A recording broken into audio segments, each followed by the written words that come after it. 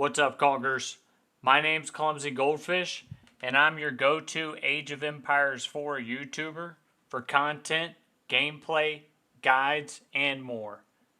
If you're interested in more content, click the like button, subscribe to the channel, and enjoy this video. Thanks so much for watching.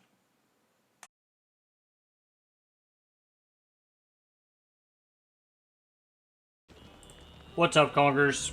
I'm doing a special video today that I've been asked about a lot, actually, and that's how to dominate with Mangudai. So, I'm going to talk about 6 key concepts in this game, and also in this intro, I'm going to talk about kind of why I'm doing this video. So, 6 key concepts I'm going to talk about in the game are, number 1, Mangudai are a high-risk, high-reward unit. You have to understand that going into this video. Number 2 is that Mangudai can dominate on open maps. And as we've seen in the meta, there are more open maps that the dev team have been adding, and there are smaller gold mines, and there are food out. Like, food is no longer safe always under the town center like it used to be in the old generations. Now food, like caramel, is out on the far left side or right side of the map. And Mangudai have been dominating on certain maps because of that. Like, civilizations can no longer just go to town center and sit there with plenty of gold and food. They have to expand out onto the map, and Mangudai are punishing them. Number 3, if you're able to establish map control, trade behind it, then go Castle Age and end the game. Number 4, this is one of the most important ones. We're going to talk about how to use multi-pronged assaults with your Mangudai.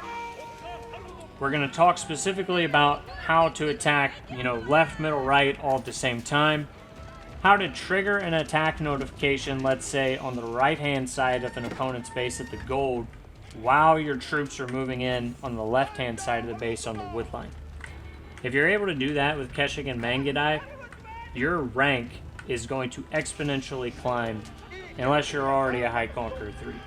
Like, if you're able to master that raiding tactic, you're going to be killing so many villagers, you're going to get tired of killing them. Number 5 is to constantly attack and suffocate your enemy with multi-pronged assaults. So this is not, oh hey, I got one good raid in. I killed 5 villagers. I should take my cavalry back to my base. No. If you're using Mangudai Keshik Horsemen, and that's your strategy, and we want to dominate with our Mangudai, then we're going to constantly attack and suffocate our enemy. We don't want them leaving their base. We don't even want them thinking about counterattacking us. The only thing we want them thinking about is defending their base and trying to move their army back and forth and garrison all their villagers and stop their villagers from dying. And number 6, you're going to play against good players, right? So it's not going to work every time. So if you're being pushed, you're going to use your mobile cavalry to intercept reinforcements if you're defending, and then counter raid, and you're only going to come back to your base to defend when absolutely necessary. Okay? So the last thing I'll add to this long intro, I normally don't have them so long, is I used to be a Mangudai hater. So when the game first came out, Mangudai were great. I used them. I loved them. I mostly played team games at the time. Then they were heavily nerfed, and I was playing Mongol and solo, and I hated Mangudai because they were terrible units. And I've slowly come around on Mangudai since the Khan's Hunter has been introduced to the game. And now with the map changes, Mangudai have become incredibly potent. Even at 1600, 1700, 1800, where I'm playing 1900, Mangudai are really potent, and even some of the best players are really struggling to defend against these Mangudai attacks. So we're going to cover all these concepts in this video. Thanks so much for watching. I appreciate your time. If you're not already subscribed and you're watching all my videos, which is most of you, please just go ahead and subscribe. And if you learned something from this video, drop a like and subscribe. So we'll get into the steps here, and thanks for watching.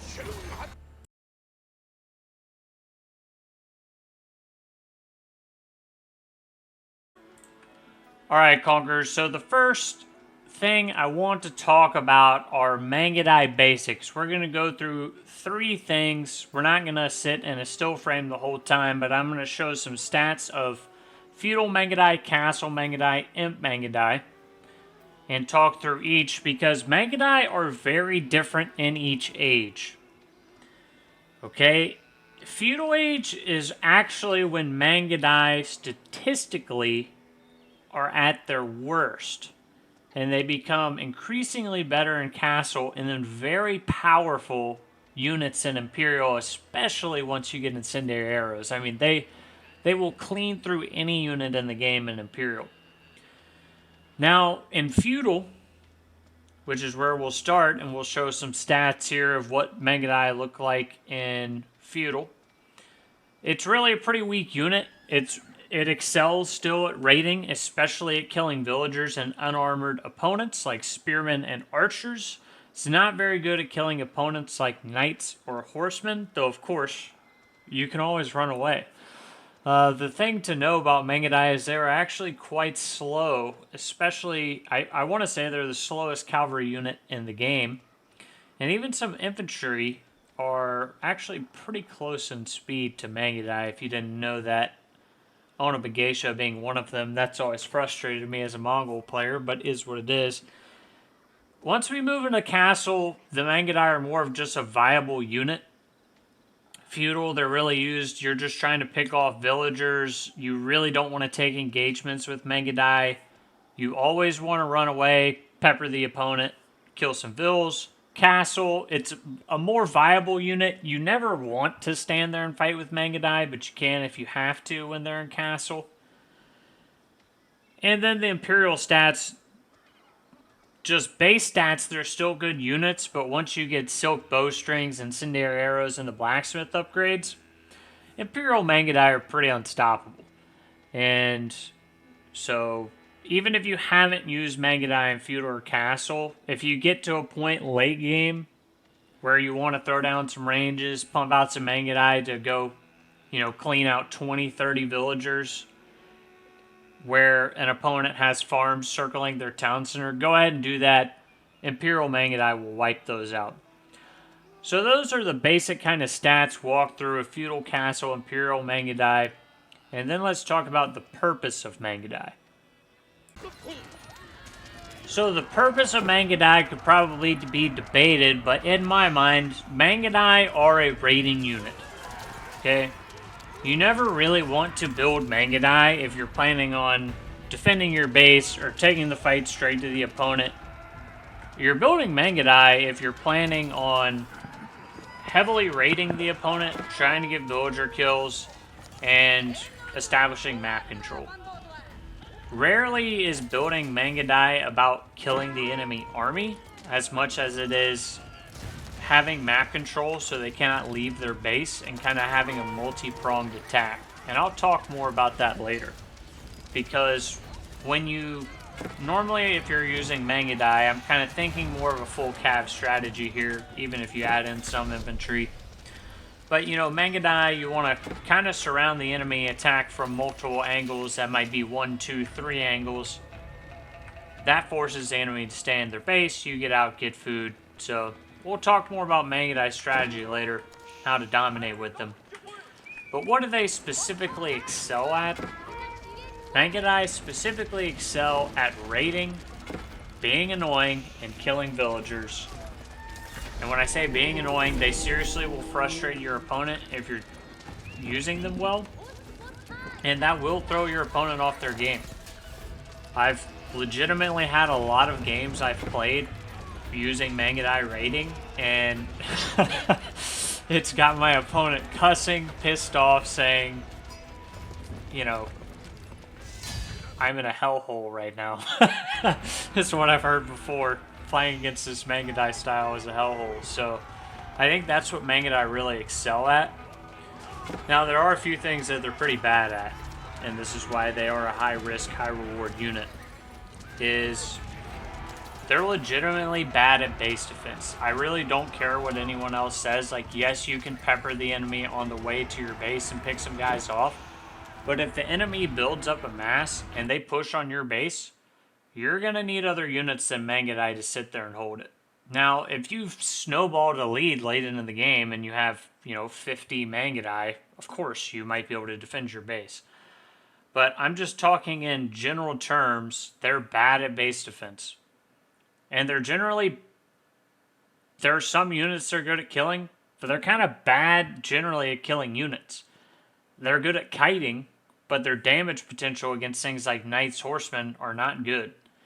So a lot of the time, if an opponent goes tri-composition, which is horse, spear, archer, they're going to beat you. And opponents that are good at using that tri-composition can beat your full cav or your Mangudai. It just depends how good your opponent is and how much they've faced kind of the Mangudai threat before. So that's really what Mangudai kind of excel at, what they're bad at. And next I want to talk about Khan's Hunter plus Mangudai, and this is why Mangudai are now viable. And then we're going to get into more strategy behind the Mangudai and how you dominate with them in the step after that.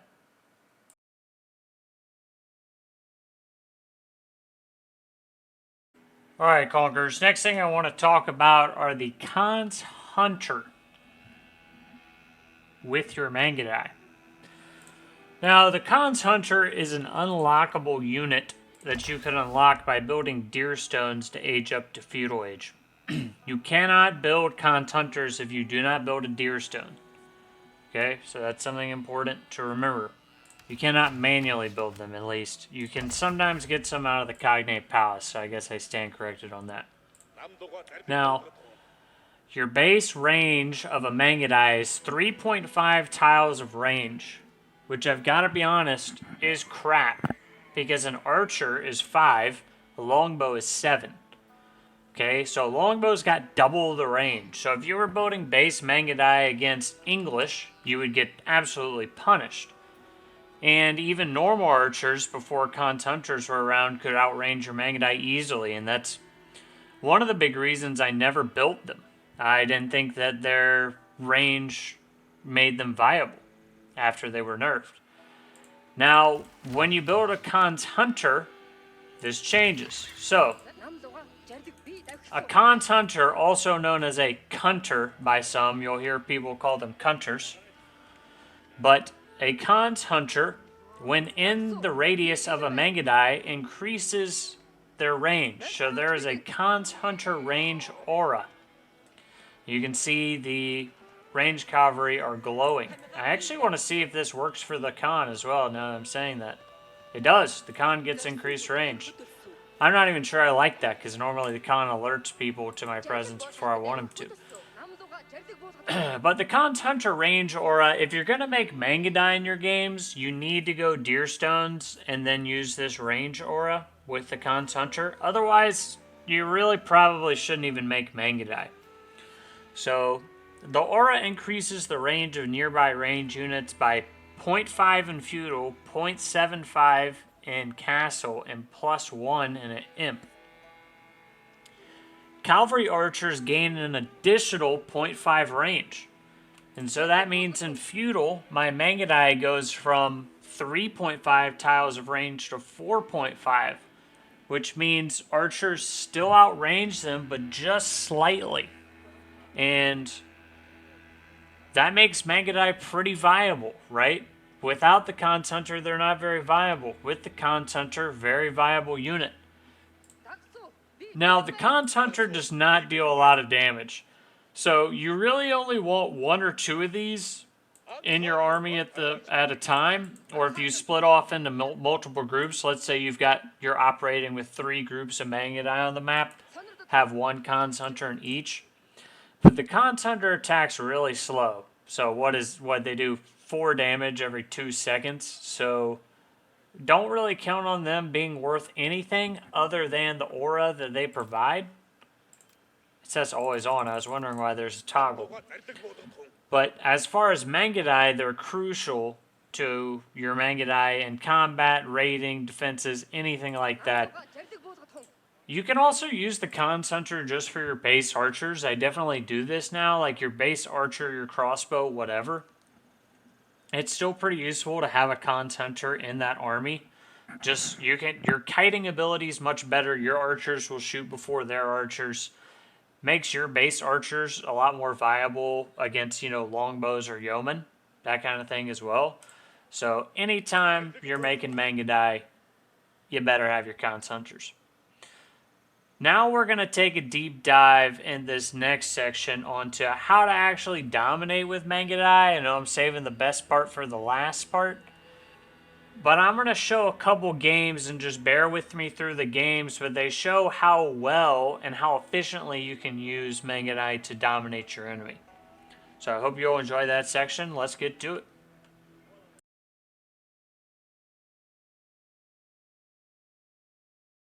Alright, Conquerors, so game one here of how to dominate with Mangudai. And I think I'm going to show you 2 or 3 games here. We've got an opponent going Knights Templar, who I think is very good against the Mongol civilization. I think it pretty much beats Mongol in everything that Mongol wants to do. That's just how I feel about it. And we see our Knights Templar has gone 2 town center here, so anytime we're playing and we're using Mangudai, one of the key things I always try to think about, I'm turning down the game volume a little bit here, is you want to attack and hit their wood lines hard. This guy actually doesn't have his gold tower, but most of the time people will have their gold towered, and he does that later. But wood lines is where you can normally make an attack, and I try to be a little sneaky here with the tower, and he stops that. Then I just come back and build a new one. Normally you don't want a tower when you're using Mangudai, so one caveat is you don't have to go full cav. Like, you could make a couple Mangudai for raiding and then, like, do a normal infantry thing. Spear, archer, Keshik, that's fine. In these videos, I'm going to show the full cav strategy. I don't think I build spears in any of these. I might, just depending on the game. But I think this game specifically, I go full cav. So we're going to kind of see how things develop. And what we want to do is just kind of suffocate our opponent, right? Like, we don't want him coming out on the map anywhere past here. We want to keep him in his base. And he's gone to town center, and he's got some deer and wood and everything. But we know our Knights Templar likes going pilgrims, which he hasn't even attempted to do, because I have map control. But eventually he's going to run out of this deer, right? So one of the key things is when you have your opponent trapped in their base, you've got this map control, you kind of want to constantly think about where are their expansion points. So food, he's got berries, deer, right? He's got some berries back here, so I need to keep an eye on all those. He's got 2 viable wood lines, which I can continuously raid with Mangudai and Cons Hunters. All his gold's in the back. Okay, so he's got pretty safe gold if he wanted it. You try to get back there and raid. This game, I get a little overly focused on the front because there's really nowhere else to raid other than the wood line. So I am going to speed things up here until we get to the end, but what I like doing is I come in with 1 army at first, and I have 1 army of Keshik Horsemen Mangudai that I'm using. And then once I get more troops, I start splitting up into 2 and 3 groups. And we'll keep an eye on the villager kill. Normally, if I have nothing to attack, I'll just start burning a building, right? Like, whatever. What I did here, which is actually pretty sneaky, is I did build an outpost. And if you get an arrow slits on your outpost and you use the scouting eagle on this wood, the outpost will shoot over the tree line and hit villagers. So you'll actually see the outpost get several kills in this game. It's a bit of an MVP. There he goes. You're essentially can do the same thing with your Mangudai, right? Like, actually, let me toggle Fog of War. So you can see with the scouting eagle every time I drop it. And here, I didn't want him to take the outpost, so I'm trying to take some engagements. But as I talked about, you're at this point in the game, when I don't have vastly superior numbers, taking straight-on fights with Mangudai Keshik really is not very good. Like, you really want to stick to raiding. And after I did that, I was kind of like, that was stupid. I shouldn't have done that. And so I started going to raid more, which is the right call. So, you don't want to lose Mangudai when you do a dive, but I killed several villagers there, so If you can get like 2 villagers per Mangudai, sometimes even a villager per Mangudai early, that's pretty good. Since he's on 2 town center, I would say probably 2 villagers per Mangudai is what you want to use. I rally back here because I'm on deer and I knew it would raid eventually. So a lot of the time, if you're out getting deer or out on gold or something like that, you need to tower up while you're doing this or rally units because they'll try to counter raid you. So just rally your units out to where your resources are and they'll defend against these counter raids. Because the one thing that's really going to screw you up when you're using this tactic and you're constantly raiding with Mangudai Keshik is counter raids. That is what breaks you. So I'm just going to keep building units behind this. You know, I could go trade, just throw down some markets. So I'll start trading behind it. And now that I've got kind of the 2-pronged assault going on, I've got units here and units here. We're going to really start putting on intense pressure. And I'm going to start building up a 3rd contingent of guys where I can go up the middle. So we'll go to 2-speed now that there's more action. So again, I'm just trying to pick off villagers here. I know his army's here, so I can go in from the other side. You're going to see me repeatedly do this. It's kind of like 2 flanking attacks, and then once you get more guys, you can go up the middle, right? And maybe I'll do a diagram of that later. But when I see he pulls the whole army to one side, I dive the heck out of the other side. So he's on 2 town center. Now we're equal in villagers. I just passed him because I'm making trade. But you have to kill a lot of villagers to do that, right? Like I've killed 19 villagers. So I see his armies here. I'm going to try to dive here. He doesn't have anyone there. He's pulled them all where they're safe with the army. And he's got a big freaking mass of units. It was probably a mistake that he went for sergeants. But again, I'm diving at multiple points at the same time. So something you need to think about and constantly use is people cannot react to 2 situations or 3 situations at the same time. So you see he's getting 2 attack symbols. Soon he'll be getting 3. He can't be all 3 places at the same time. So a lot of the time what I do, this is kind of masterclass raiding for you. And I'm actually pretty well known, I would say, for my raiding. I'm not a top player, but as far as raiding goes, I am very high level when it comes to raiding. And I think anyone who's played against me, you know, in custom games or tournaments would agree to that. Is if you have multiple armies, you can shift click them. So let's say I pull these guys out. I don't really have to shift click a whole lot anymore, but it's easier. Let's say I have my 2s and my 1s, and then let's say these guys are my 3s. I could take my 3s, like let's say I have my 1s close, and my 2s and 3, my 2s are out here, my 3s are here. Take my 3s, click, and then shift click in the wood line. Take my 2s, click, and then shift click onto the gold mine. And then I sit here, and when I see on the mini map those 2s and 3s are about to close, then I move in with the 1s on this wood line. So like you've shift queued up assaults to happen, and then you dive at the same time. So like he's going to get hit from 3 places at the same time, and he cannot react to that. It is literally impossible. So you see his army's here again, and once I get 3 raiding parties going, it's over.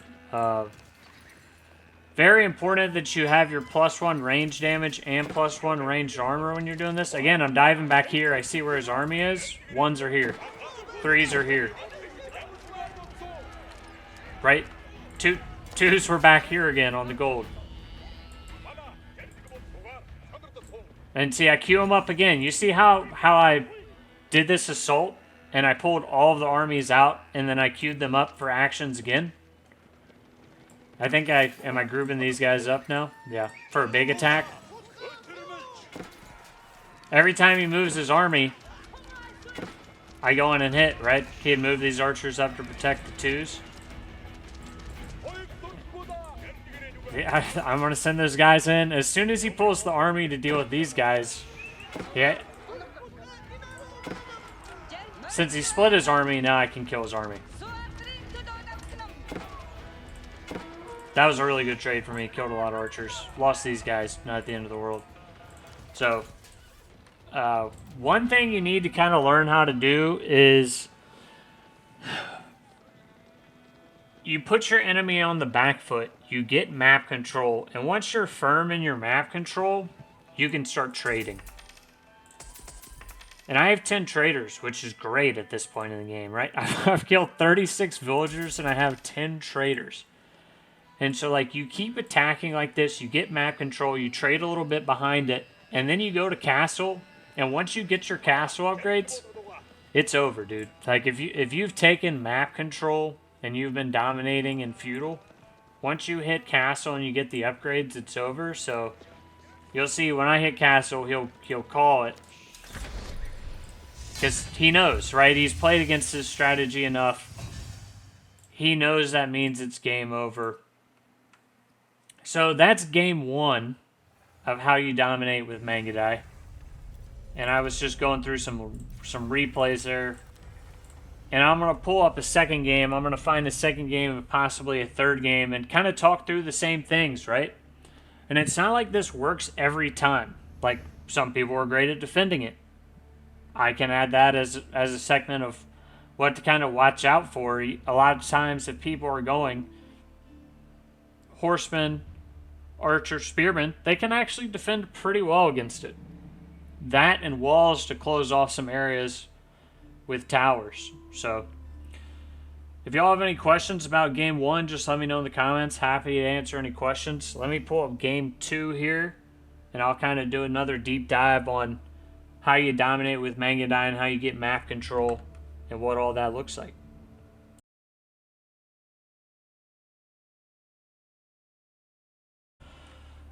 What's up, Conquerors? We're going to take a look at a second game and how to dominate with Mangudai. And I have to apologize beforehand that I'm taking this clip from one of my YouTube videos. So it's just taking my view. I can't move around with the camera. It's because Age of Empires 4 deleted my replay, which is super unfortunate. So I can't take you through it like I would like to. But this was a really good example of a game, a tournament game, against a really good player, a guy who's one of my friends who I played against. And let's get into it. So I've got it at 2 speed, so you're going to see things move kind of fast. But I go full cav Mangudai this game. He's playing HRE. And HRE's really good at defending this, actually, just because of the massive units and how good their economy is. And so you'll see I'm kind of distracted his army here. I saw he was getting walls in, and I knew I could pick off these couple villagers. So a lot of the time what you need to do if you're using Mangudai or this all-cav Mongol strategy is you need to distract your opponent with one army and attack with the other. Like, it's just something you have to do over and over and over again. It's repeating the same playbook, right? You distract with one army, you attack with the other. You attack on one side, so an attack notification goes off, and then he looks the opposite direction, you attack with the second army. So, one thing you're going to see here is he does get walls up, which is solid. He's got an open wood line, like a wood line at the front that I can attack, though. So I keep attacking and trying to exploit this.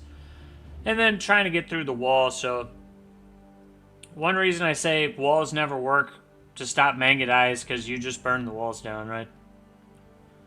So, I mean, you can't not build walls like you have to, but at the same time, you just get cavalry and burn the walls down, and it ends up not helping you too much. But one thing to think about with the attack notifications is when someone gets an attack notification, you know, they immediately take their vision to that direction. So a lot of the time, when you're attacking with 2 armies, like let's say you have one on the left and right, and you've hotkeyed or you've control grouped your army on the left with 1 and your army on the right with 2. That's an easy way to actually do it. You could also do control group army left is 1, middle is 2, right is 3. Just depends how many armies you have at the time. But like if let's say you have 2 is right and 1 is left, attack with your right army, make the attack notification go off as your left army, number 1, is going through, like, on his wood line. So in this situation, you could have I'm not split yet. You can see I'm just trying to harass the wood line as best as I can, pick off a villager or two. Here I actually do put this sneaky little Mangudai down at the bottom of the wood line while his army's distracted, but he picks up on that pretty good. And you can see his critical mass is actually a lot of the time dangerous in this situation. So a lot of the time when players, like when you're playing against HRE, they get a critical mass like he has right now, they'll just push on your base, right? Like they'll just tower up at home and say, I'm going to push on your base and end the game. And I think he actually could have done that in this particular situation and won. Which, this is part of the danger of Keshik Mangudai, is like you lose some Mangudai and you can't properly defend your base. So I just had to keep counter-raiding hard here and going out on the map kind of crazy for deer and boar, trying to get an advantage. Now you can see I'm splitting things up. So he's moving his army to cover one side and I'm attacking at multiple angles, which is what you have to do. And that's, I mean, dude, attacking with multiple angles with Mangudai is how you dominate with Mangudai. There's not another way to do it. If you're only attacking in one direction, then they can station their army in defenses and it's easily, they can easily repulse you. And so again, when you're doing this strategy, you get map control like I have, you start trading behind it, right? Like, you kill a few of their villagers, you add in a few traders, and boom, you're up 10 economy. I keep running away the silver tree because I don't want him to kill it. And I know his army's chasing the silver tree. And so I've been trying to attack his gold mine. Another thing you'll see me do a lot of the time is if their army gets behind you, I just go ahead and dive the base, straight through the town center, which I don't know if that's great practice, but as long as you have your ranged defense, which actually looks like I don't, but you're fine diving through the town center. You're almost definitely going to get some build kills during that. So now his army is actually freaking massive if you look at it, the amount of archers and stuff he has. It's very dangerous if he pushed on my base right now. So that's something you always have to be kind of keeping an eye out for. I apologize if this is going too fast. I could actually probably slow it down just to 1.5 now, so things aren't too crazy, because we're in a little more of the meat of the game right now.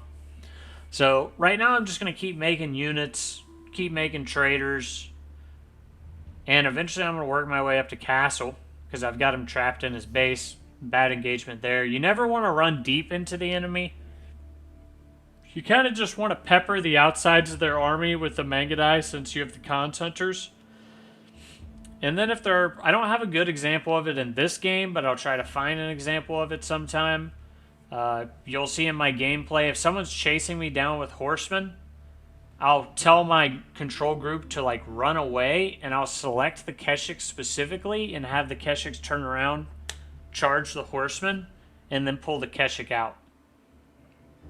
Because a lot of the time, if you try to turn away with the whole control group, your Mangudai will get thrown to the back and the horsemen will hit them. So a lot of the time, I move the control group, but then I select the Keshiks and immediately charge into the horsemen. That protects my Mangudai from dying, and the Keshik get a good charge on the horsemen. So you're probably not going to remember that, but that's a good micro tip.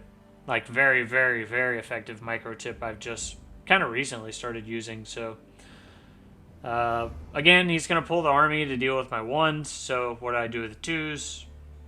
I attack on the other side.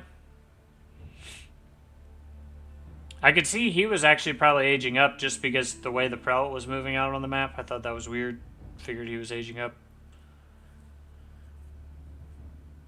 Move deer stones back to get repaired. Anytime your deer stones is burning, just move it back home and get it repaired. I'm very guilty of not doing that a lot. Once I get my upgrades, once you get your castle age upgrades, you're legitimately ready to take on a fight. You don't really want to take too many straight-on fights with Mangudai, Keshik, and Feudal. It's really harass, but once you get your castle age, we can do some real damage with straight-up fights and base dives. And here's where it gets nasty, man. I was talking about these multi-pronged attacks. Right now I have 2s in the middle, 3s, or 2s on the left, 3s in the middle, and 1s on the right. And slow things down here so you can see it. This is, again, this is the video. This is how you dominate with Mangudai, right? You get map control, you trade behind it, you age up, you get your upgrades, and then, like, it's go time. Like, it is a timing attack, right? Look, all my upgrades are coming in right now. Just got the Keshiks. My 2s get kind of slaughtered there. You know, I ran in and he was ready for me. So he split his army into 2. And then he didn't know that there was a third prong coming. And right now he is... he's been getting attack notifications on left and right. So he doesn't really even see these guys in his base. And a lot of the time, attack notifications, sometimes they won't even pop off if you're getting them in multiple places at the same time. And, yeah, like he said, it is an issue, a legitimate issue with notifications, like not his fault. Sometimes if you're getting notifications in multiple places, they won't even pop up. So, when you're doing these multi-pronged attacks, one, you're distracting your opponent.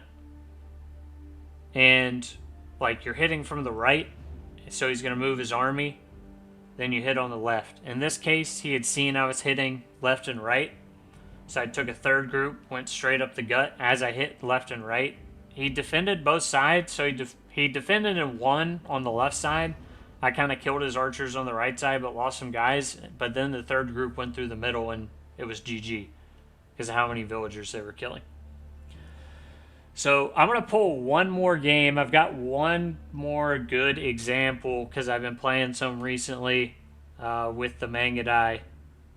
And yeah, if y'all had any questions about that game, how it all works, you know, I'm not going through every single specific build on how you get the Mangudai out and when. I mean, there's build orders out there for it. These are general concepts to help your gameplay. But if y'all have any questions, just leave them in the comments. Happy to take a look, and thanks for watching.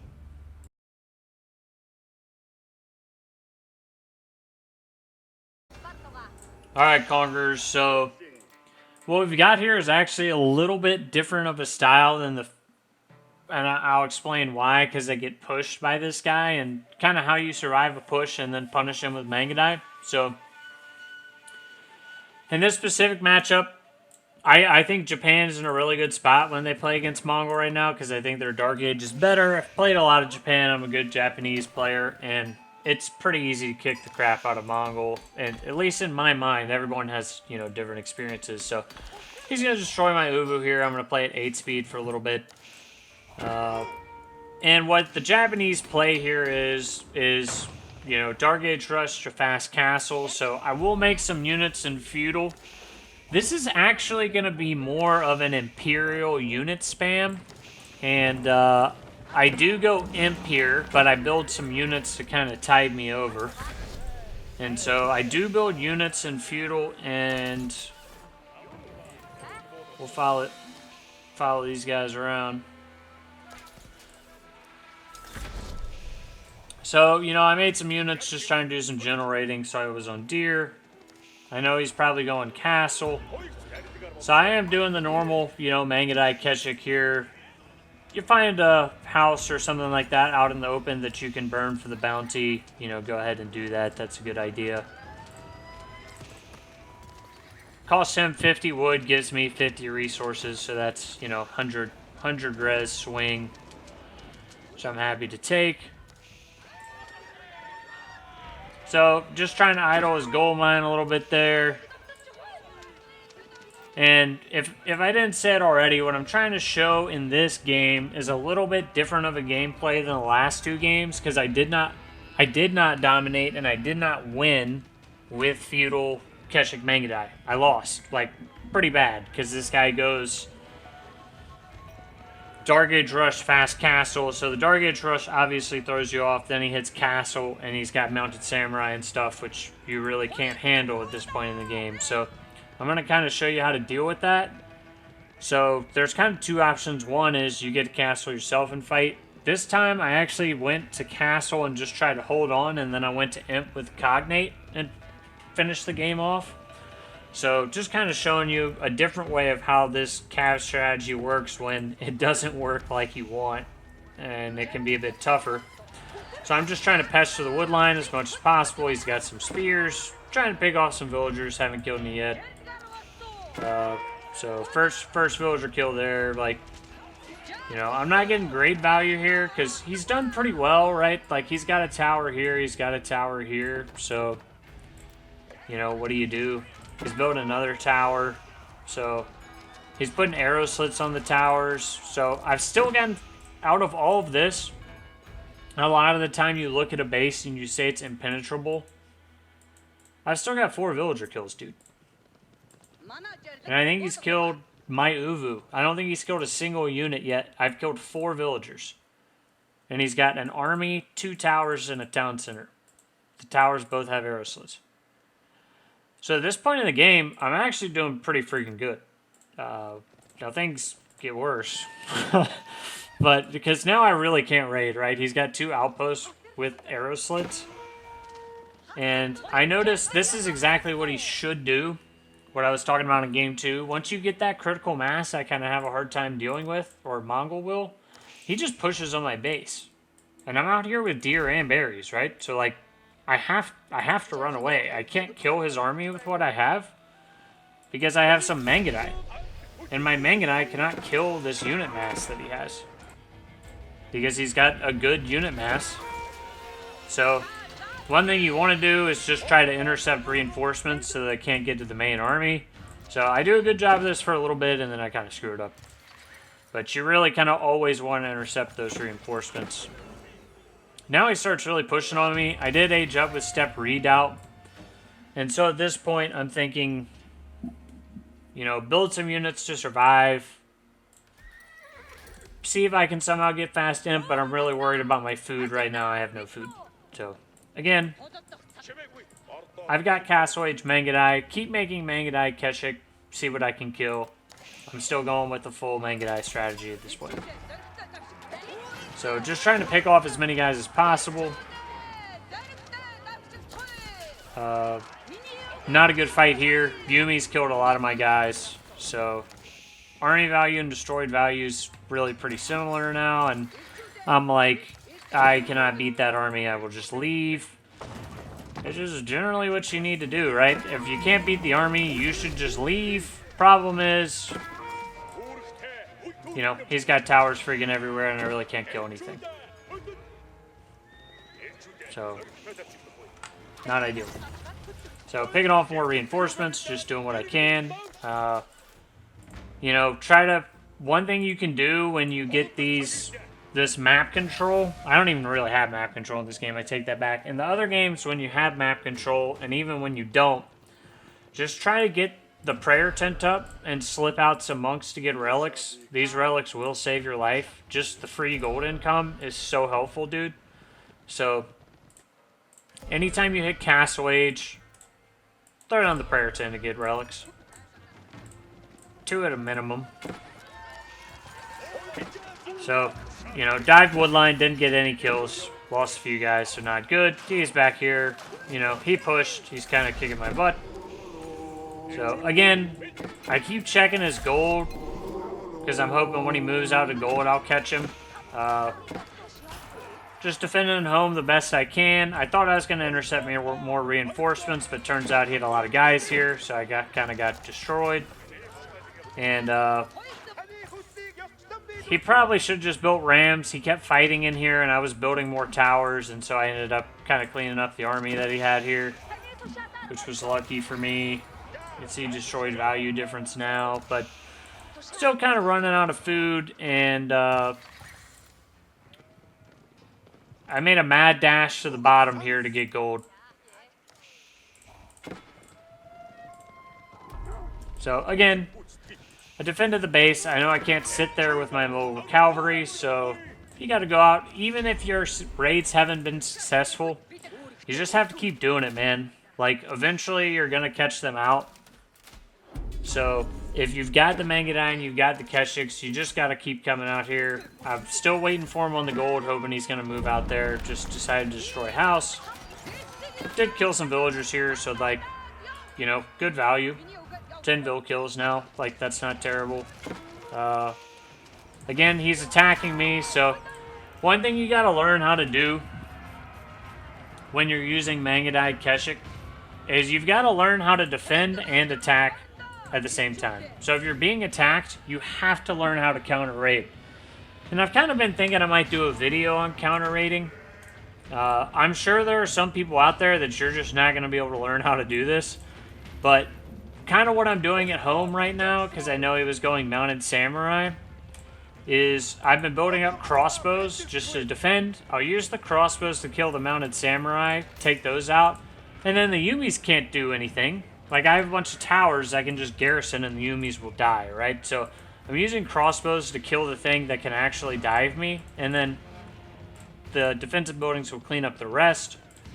Then out here, I'm just using my units to try to constantly harass, so, you know, he's been attacking me this entire time. I've only lost 2 vills right now, and I've killed 11. So I do think that changes later, but right now, like, that's still pretty darn good. And you can see his military's huge compared to mine, right? And I have no food. I have literally no food. So I do lose some more villagers here, just because he starts working on the towers in my base, which is smart. And sometimes when you're out here raiding and you do damage, there are times where you do need to come home to defend. And I just kind of identified this as one of those times. I saw that I didn't know the military numbers, but I knew his military was huge. And so I was like, yo, I need to get home and defend and get some towers up with springald emplacements. And then I'm trying to find his army here, and I see, holy, that's how big his army is. So, I've successfully defended. I've done some raids. This is an example of a game where my strategy has honestly not worked super well. I don't have map control. I haven't locked him down. I'm not trading.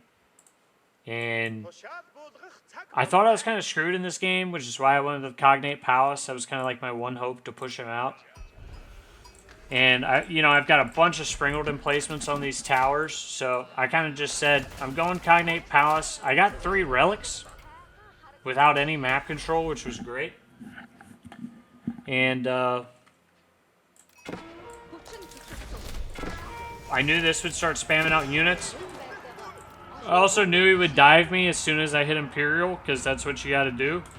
So, again, just trying to defend the best possible.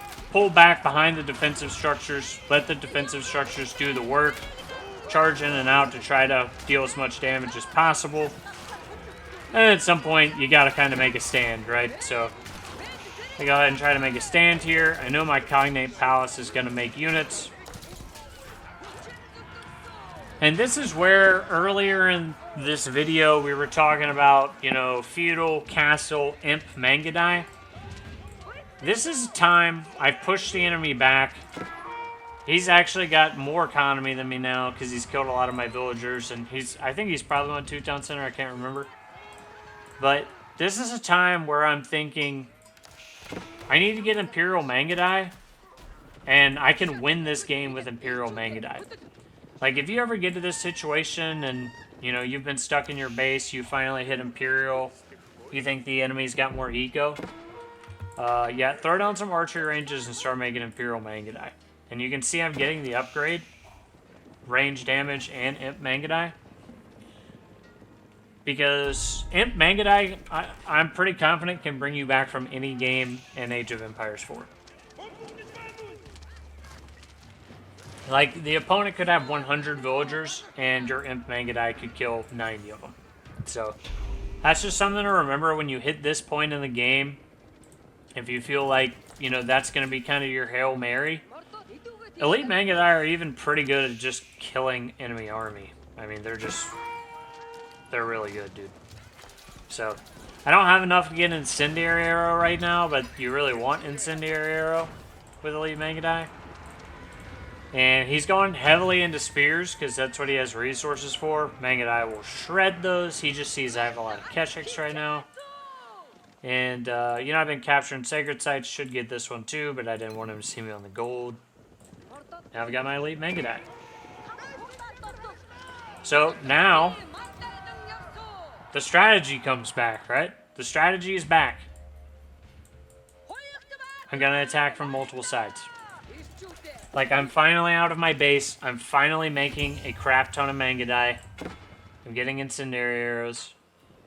And I'm going to start attacking all over the place. Right? This guy, I thought was going to beat me. He's still got more economy right now. 86 to 69. And here come the raids, man. Just over and over and over again is what you need to do. If you want to dominate using this strategy, you just do this crap over and over. You constantly attack, dude. Like, when you're constantly attacking, your opponent cannot think. All they're doing is defending. And your eco is back here safe. So, like, constantly attack. You need to constantly attack. I can't say that enough times. Now I'm over here shredding units, attacking from the top. Building up a third group so I'll be able to go in the middle. So again, I got a hole in the wall and I'm just, dude, you just do this 80 times. He's got to move his army to defend and you just send the other army in. You just do that on repeat. It's the same cycle over and over. Look at all the idle villagers, man. And I'm building up a third army out here to run in through the middle. He did actually try to wall me in here, which would have been a really good move. So you do have to be careful of traps, and I mean, good God, look at the Vill kills going up now. So now I'm back ahead in eco, and I've got sacred sites, and I've got cognate. So you know, at this point, you know it's kind of GG. But he's still got a big army and multiple town centers, a lot of towers and springolds. So again, still attacking from multiple sides. Another thing is, if you know you're going to be raising buildings, you get the increased bounty, which I have. You get a lot of resources that way. So now I think I have the army. I see him going imp, and you just take the dive. Like, you keep doing these harassing maneuvers over and over, and then when you think you're to critical mass, which I'll tell you what, 41 Mangudai is, you just dive, dude. Now everybody meets in the middle. He's got to split the army. He was kind of winning on this side a little bit, but I won on the right pretty big. And then that's game. Simple as that. That's how you dominate with Mangudai. So I think I'll wrap things up with a conclusion in a second, which kind of takes you back through some of the key steps of how to dominate with Mangudai and why they're such a good unit. But thanks for watching Game 3. If you have any questions about Game 3, just leave some questions in the comments. Happy to answer them. Thanks for watching.